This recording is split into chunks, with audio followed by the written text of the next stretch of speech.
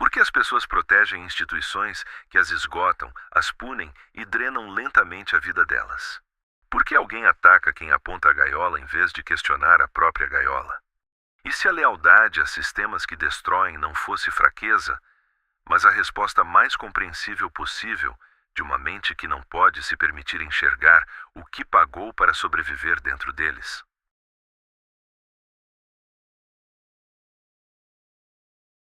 Uma pessoa pode sobreviver a ser usada, pode sobreviver à pressão, à humilhação, às promessas falsas, aos anos de compromisso silencioso. O que se torna insuportável é o momento em que percebe que não estava apenas presa dentro da estrutura. Ela ajudou a preservá-la.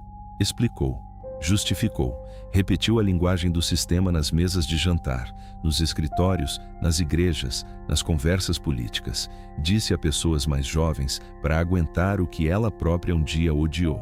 Chamou o medo de maturidade, chamou a rendição de disciplina, chamou a ausência de escolha de vida real. E então, alguém olha para o mesmo arranjo e diz com calma: "Isso está te destruindo." Essa frase deveria soar como resgate. Com frequência, soa como ataque.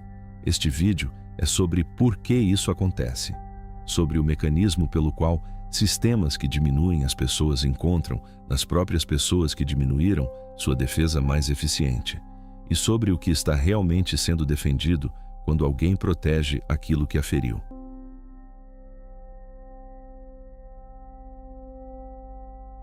Existe uma forma reconfortante de explicar por que pessoas defendem sistemas prejudiciais. Ela diz que essas pessoas não sabem o que estão fazendo, que foram enganadas, condicionadas, que se tivessem acesso à informação certa, ao argumento suficientemente claro, reconheceriam o dano e mudariam de posição. Que a defesa do sistema é, em sua essência, um problema de conhecimento. Mas qualquer pessoa que já tentou mostrar a alguém que um sistema está lhe causando dano, sabe que raramente é assim que funciona.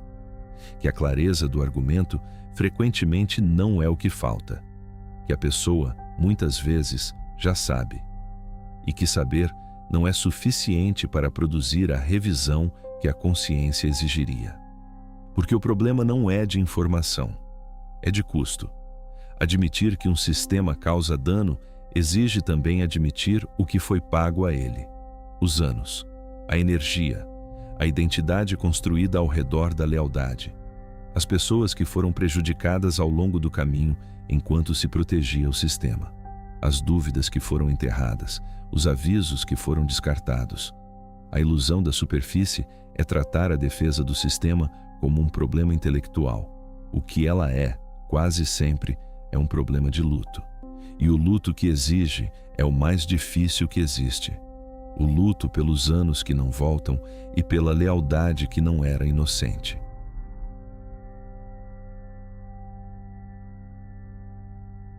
Para entender por que pessoas defendem sistemas que as destroem, é preciso entender o que acontece quando a dor tem uma narrativa e o que acontece quando a narrativa desaparece. A mente humana pode suportar uma quantidade extraordinária de sofrimento quando esse sofrimento tem sentido. Pode suportar um emprego que esgota se a história for sacrifício. Pode suportar uma família que controla se a história for lealdade. Pode suportar uma instituição corrupta se a história for ordem. Retire a história e o sofrimento fica nu, sem lição, sem honra, sem propósito nobre. Apenas anos gastos obedecendo a algo que não merecia obediência. Essa nudez é o que a maioria das pessoas não consegue tolerar. E é exatamente o que a admissão do dano produz, porque admitir que o sistema era prejudicial é retirar da dor o único invólucro que a tornava suportável. Quando uma pessoa defende um sistema prejudicial, ela frequentemente não está defendendo o sistema em si, está defendendo a versão de si mesma que sobreviveu dentro dele. Para admitir que o emprego explorou por anos, ela precisa revisitar os aniversários perdidos, a saúde ignorada, os sonhos adiados. Para admitir que o líder manipulou, ela se lembra dos argumentos em que o defendeu, dos avisos que ridicularizou. Para ver claramente uma dinâmica familiar destrutiva, O que soava como respeito pode começar a parecer silêncio aplicado pelo medo. É por isso que a vergonha é um cimento tão resistente. Ela não diz apenas, você foi prejudicado. Ela sussurra, você participou. Esse sussurro é suficiente para fazer muitas pessoas virarem as costas para a verdade. Há ainda um terceiro mecanismo que torna a defesa do sistema ainda mais difícil de desfazer: o momento em que a sobrevivência se torna personalidade. A maioria das pessoas não entra em sistemas prejudiciais com devoção. Entra com uma necessidade: dinheiro, proteção, pertencimento, aprovação. No início, o compromisso parece temporário, mas a adaptação endurece. O homem que um dia odiava ser humilhado começa a chamar a humilhação de treinamento. A mulher que aprendeu a engolir a raiva agora ensina outros a serem gratos pelo mesmo tratamento. Quem se sentiu preso passa a olhar com suspeita para qualquer um que se recuse a permanecer preso. É aí que a sobrevivência se torna personalidade. A pessoa já não está apenas suportando o sistema. Construiu uma imagem de si mesma ao redor da resistência. Forte, leal, realista, madura. Diferente dos fracos que reclamam. Essa identidade pode parecer poderosa, mas frequentemente repousa sobre um luto enterrado. A dor de quem não teve escolha e mais tarde finge ter escolhido tudo livremente, porque dizer aceitei porque precisava mantém a ferida aberta, enquanto dizer aceitei porque sou mais forte que os outros a converte em orgulho.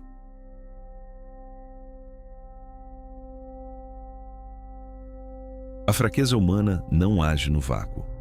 Sistemas prejudiciais aprendem a explorar esses mecanismos com uma eficiência que raramente é consciente, mas que é consistente demais para ser acidental. O primeiro elemento do padrão é a transformação da linguagem em gaiola. Sistemas destrutivos não dizem o que fazem. Um ambiente de trabalho que consome vidas não diz, vamos esgotar você. Diz, somos uma família. Um líder que precisa de dependência não diz, quero que você não funcione sem mim. Diz apenas, eu posso te proteger. Uma família que pune a honestidade não diz, você não pode dizer o que pensa aqui.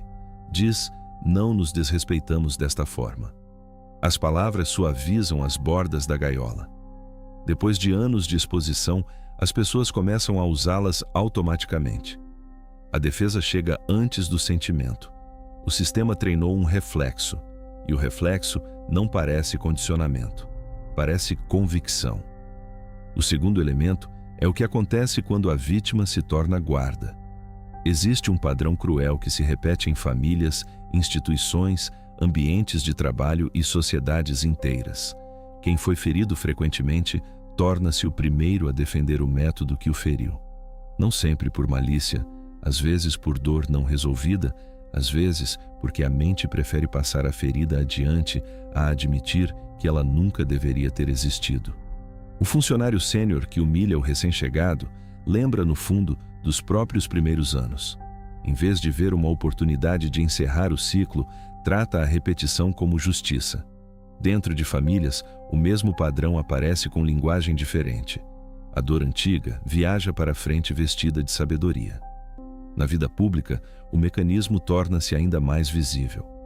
Pessoas exploradas por um sistema frequentemente atacam reformas com mais agressividade do que quem mais se beneficia da exploração. Melhores condições parecem um insulto ao próprio passado, porque um ambiente mais saudável não apenas melhora o futuro, expõe o sofrimento desnecessário do passado, e esse reconhecimento é uma forma de dor que o orgulho da resistência protegia de sentir.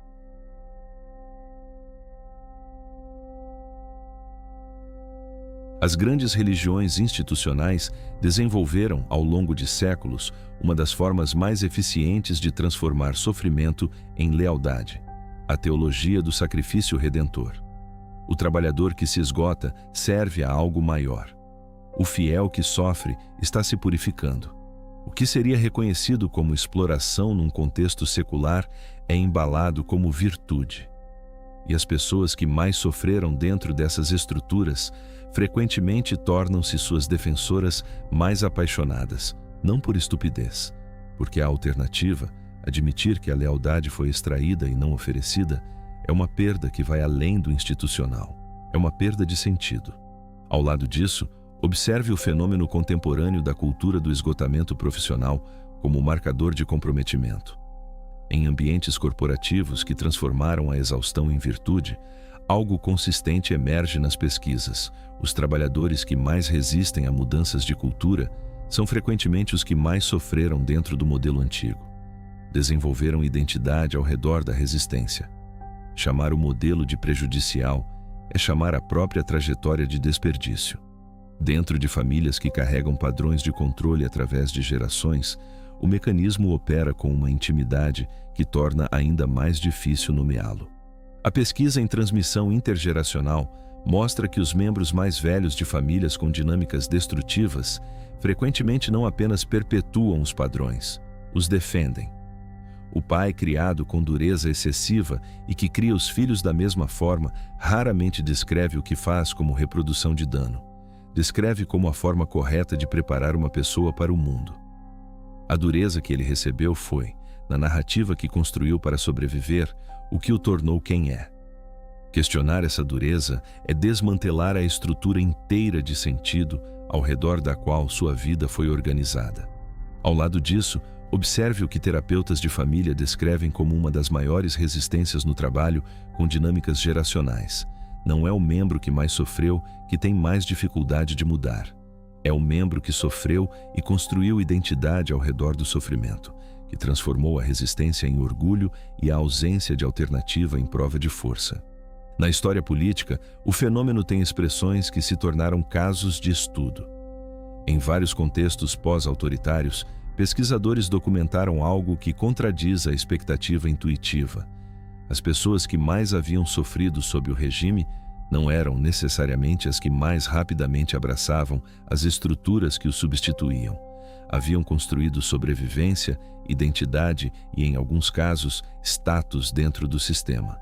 E o novo arranjo, por mais justo que fosse, desfazia esses investimentos de formas que não podiam simplesmente ser celebradas. Ao lado disso, observe o que ocorre em movimentos sociais contemporâneos quando alcançam melhorias concretas para grupos historicamente explorados.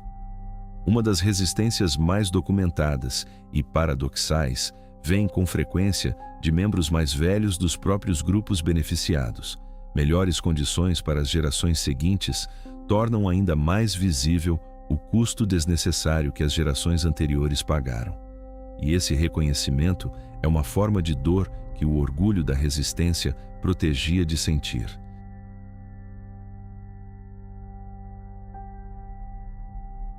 Aqui está o que é mais difícil de nomear sobre a defesa de sistemas que destroem. Os sistemas mais eficientes não precisam esmagar cada pessoa abertamente. Crueldade visível produz testemunhas. Força constante cria resistência. A forma mais profunda de controle é mais silenciosa. Ela ensina as pessoas a carregar a estrutura dentro de si mesmas e as recompensa por confundir essa arquitetura interna com caráter. Uma pessoa acorda cansada e chama isso de responsabilidade. Sente ansiedade antes de falar e chama isso de respeito. Percebe algo encolhendo dentro dela e chama isso de crescer. O vocabulário faz o trabalho. Uma vez que as palavras certas estão no lugar, o dano torna-se difícil de identificar, porque foi traduzido para a linguagem do mérito. Uma estrutura saudável pode exigir esforço sem exigir autoapagamento. Pode criar ordem sem humilhar quem está dentro dela. Pode desafiar uma pessoa e ainda deixá-la mais viva do que antes. Uma estrutura destrutiva faz algo diferente. Torna as pessoas menores e então elogia a forma que foram forçadas a tomar. Essa é a distinção que o vocabulário do sistema obscurece com maior eficiência. A diferença entre o que fortalece e o que apenas treina a tolerância para menos vida. Um sistema que fortalece as pessoas não precisa que elas mintam sobre a própria dor. Um sistema que as quebra depende dessa mentira, e a mentira mais eficiente não é a que é contada a outros, é a que é contada a si mesmo, em voz suficientemente baixa para parecer convicção repetida com frequência suficiente para parecer caráter.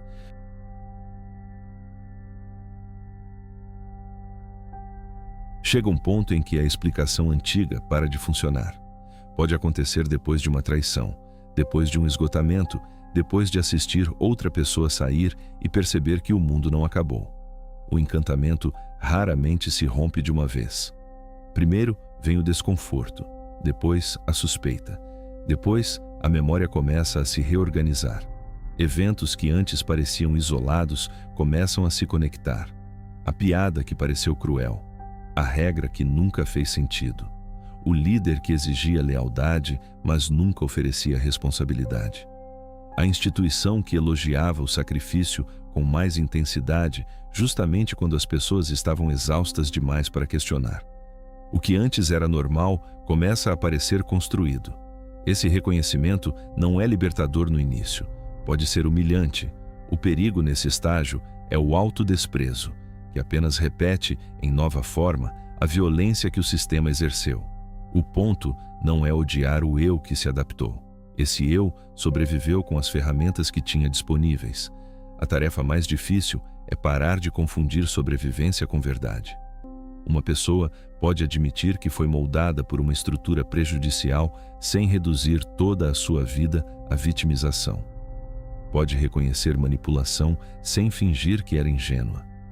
É mais fácil defender tudo ou rejeitar tudo. Muito mais difícil dizer, parte disso me tornou mais forte, mas parte apenas me ensinou a tolerar menos vida. Esse tipo de honestidade não lisonjeia o ego, não converte sofrimento em troféu, não resolve o desconforto rapidamente, ela simplesmente abre uma porta. E uma vez que a porta está aberta, a pessoa enfrenta a pergunta que todo o sistema teme: o que eu me tornaria se parasse de proteger o que me feriu?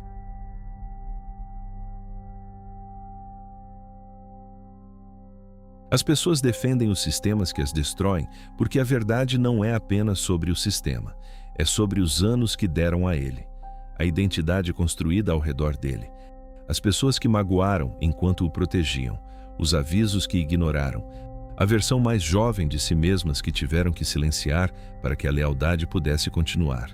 Admitir o dano é começar um luto, luto pelo tempo, pela dignidade, pela versão de vida que poderia ter existido fora da estrutura. É por isso que muitos nunca começam. Continuam reparando as paredes, ensinam a linguagem da resistência, não porque a gaiola seja boa, mas porque já não sabem separar liberdade de arrependimento. É assim que a arquitetura silenciosa sobrevive. Ela não fica apenas acima das pessoas, aprende a falar através delas, e a crueldade final não é que o sistema quebre o ser humano pela força, é que, depois de tempo suficiente, o ser humano quebrado passe a defender o próprio quebramento como prova de que se tornou forte.